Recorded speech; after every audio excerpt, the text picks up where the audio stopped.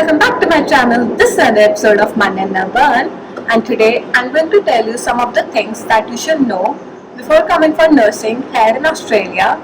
So without further ado, let's get started.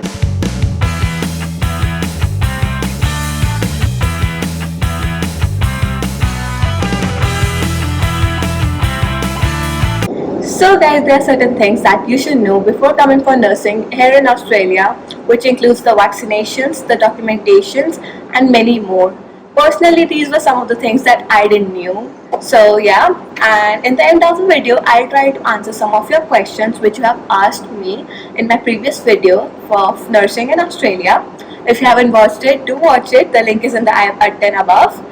So yeah, let's dive into the video. So guys, the first one on the list is vaccinations. The Australian government has made vaccinations mandatory for all the healthcare workers.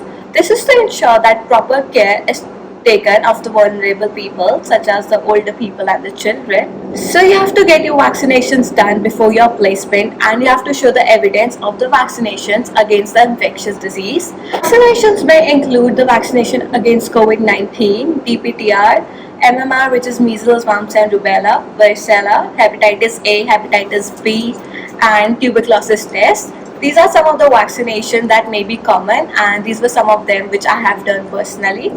So what would I suggest is that if you are planning to come here in Australia for nursing, you should get your vaccinations done prior coming to Australia.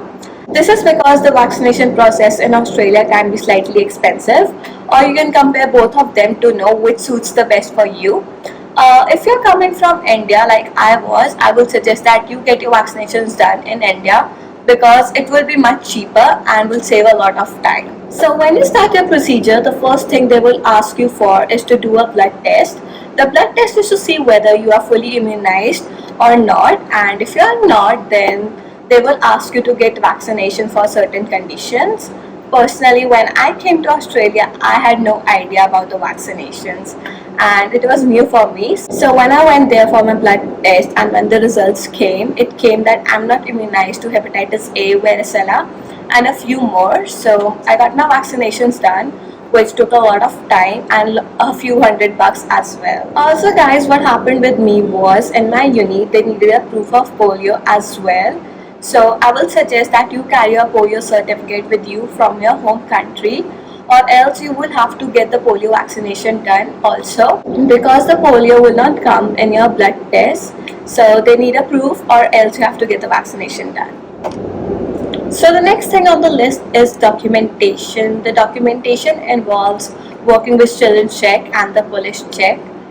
So coming upon the working with children's check, the working with children's check is of two types. The first one is the volunteer one, which is for free and you don't have to pay any money for it. So it is for the student nurses. You can do it if you're a student. All you have to do is go online and fill up all your details. So they will ask you for 2 of your Australian ID proofs. If you don't have, or if it is not accepting it, you can go to your nearby Australian post and they can do it for you. So the next one is the paid one, which is for the actual employees, or if you have actually become a nurse and working as a nurse. So this one will cost you a few dollars, from $80 to $100, and it will be valid for 5 years. So the application process is the same as for the free one, and it is particularly very easy to do so. You just have to go online and search for working with children's check and select whether you have to do the volunteer one or the paid one. So the next one on the list is police check. If you are an international student who is coming here to study nursing or working in a healthcare setting, then you have to go through the police check. This one is the national police check, also known as the federal police check. This is a pretty simple check in which they check your name, that if you have committed any crime being here in Australia. It is just for the safety purpose. All you have to do is go online, search for the police check and fill out the application form, fill all your details and attach the relevant documents. Once your application is processed further and is completed, then you'll get the certificate in your mail within few days, and it's pretty simple to do that.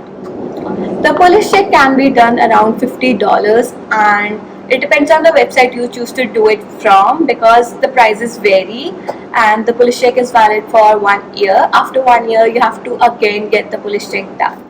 So that is it about the vaccinations and the documents. It is a pretty simple process. You just have to go online and apply for the working for children's check and the police check, and for the vaccinations you have to just go to your nearby GP or the GP that is in your uni. That will work as well. So now I will be answering some of your questions that you have asked me in my previous video, Nursing in Australia. So let's begin. So the first question is, how much percentage did I have in my 12th grade? So I had 85 percentage in my 12th grade with medical stream, having physics, chemistry and biology as the main subjects. The next question is, how much scholarship did I got in my uni? So I got 30% scholarship with 85 percentage of marks in 12th grade. So you can get good scholarship easily around 20 to 30 if you have good grades in 12th grade. And also the scholarship is valid for 3 years, like my degree is for 3 years, the Bachelor of Nursing. So it is valid for all 3 years until and unless you fail a semester. If you fail any of the semester, your scholarship won't be valid. Another question that most of you have asked is that how many days do I go to my uni? So what happens here in Australia is that you can allocate your own timetable. Like you can schedule your timetable according to your personal needs. Uni gives you certain dates in which you can select your timetable. It is usually during the start of the semester. So you can set up your timetable according to your schedule and your own personal needs. So you can either select going to the uni for 2 or 3 days or even less. And it's better if you do it in 2 or 3 days because it'll be easier for you to manage your studies and your job at the same time. Personally, I went to uni only 2 days during my first semester, and also in my second semester, I have set up my timetable for 2 days only as well. The next question is that how much score do you need in IELTS or PTE so that you are eligible for Bachelor of Nursing? So for IELTS, you must have 7 overall and 7 each in each module. What that means is that if you are having reading, writing, speaking and listening in your IELTS, you must have 7 each in all of them. If you have less than 7 in any of the module, you won't be eligible for Bachelor of Nursing. And coming upon the PTE, you must have 65 overall and 65 each in every module, same as that of IELTS. The last question is, can you earn enough money to meet your expenses here in Australia? The answer is pretty simple, that yes, you can. You have to work part-time if you want to meet your expenses here in Australia. So as you guys all know that from 1st of July, new visa conditions have been applied. You can only work 48 hours fortnightly or 24 hours a week. So yeah, if you work for these hours, you can easily meet your expenses in Australia. So guys, that's pretty much about it for today's video. I hope you liked this video, and if you have any other questions regarding nursing, do let me know in the comment section below. You can also DM me on my Instagram. The link will be in the description below. I'll try to help you as much as I can. So yeah. Also guys, do let me know on which other topics do you want me to make videos on. I'll try to make videos on them as soon as possible. So yeah, thank you for tuning till the end. I'll see you in my next video. Till then, stay safe and sound. And also, don't forget to subscribe to our channel and hit the bell icon as well. Lots of love from Melbourne. Bye bye.